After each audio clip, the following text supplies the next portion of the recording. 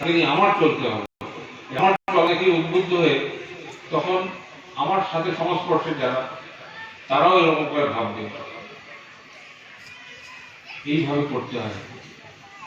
নিজেদের ছোট ছোট বাচ্চাদের, ছেলে পেলেদের ছোট বয়স থেকেই ধরিয়ে দিতে হয়, ঠাকুরের সাথে যুক্ত করে দিতে হয়।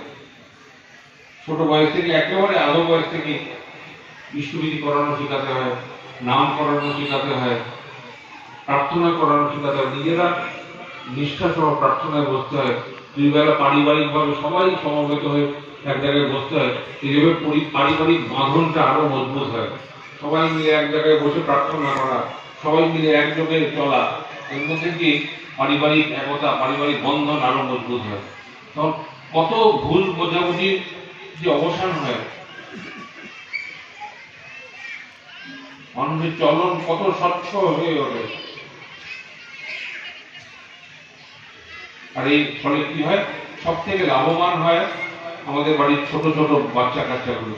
তারা ছোট বয়স থেকেই ঠাকুরকে ভালোবাসতে শেখে, ঠাকুরকে নিয়ে একটু আঁকড়ে ধরে চলতে শেখে।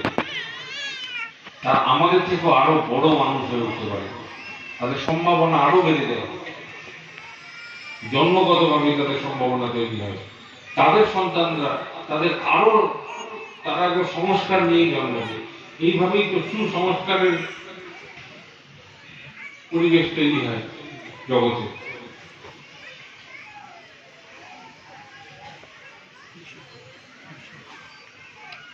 একটা, আপনারা কতটা জানেন আমি জানি না, যারা একটু ফেসবুক ঘাটাঘাটি করেন তারা নিশ্চয়ই দেখছেন, ভারতে এখন যে আমাদের যে কাজ চলছে, ঠাকুরের কাজ চলছে, একটা কাজ খুব সবাই মুখে মুখে বলেন, ডিপি ওয়ার্ক, দীক্ষাপত্রের কাজ, দীক্ষাপত্র। এটা আর কিছু না, এটা হচ্ছে নিজেদের পরিবেশের মধ্যে ব্যক্ত করে দেওয়া, প্রত্যেকের খোঁজ খবর নেওয়া, প্রত্যেকের সঙ্গে যুক্ত হয়ে ওঠা। এটা একটা যাজনের আন্দোলন।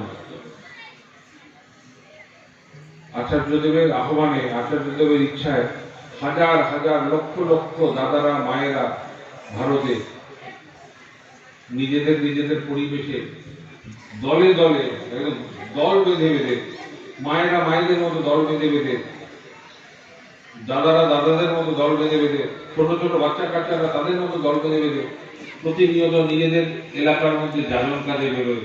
প্রত্যেক বাড়িতে বাড়িতে যায়, দীক্ষিত অদীক্ষিত নির্বিশেষে সবার সাথে যোগাযোগ করে। তার মধ্যে থেকে যারা পুরনো দীক্ষিত, যাদের কেউ সন্ধান জানে না, তাদেরকে খুঁজে খুঁজে বের করে, তাদের সঙ্গে যোগাযোগ স্থাপন করে। এই কাজটা খুব জরুরি। প্রত্যেকটা দীক্ষিত মানুষকে খুঁজে বের করেন আপনাদের নিজেদের এলাকার মধ্যে। প্রত্যেকটা দীক্ষিত মানুষকে খুঁজে বের করে তারা ঠাকুরের সাথে যুক্ত হয়ে চলছে কিনা, যদি যুক্ত হয়ে না চলে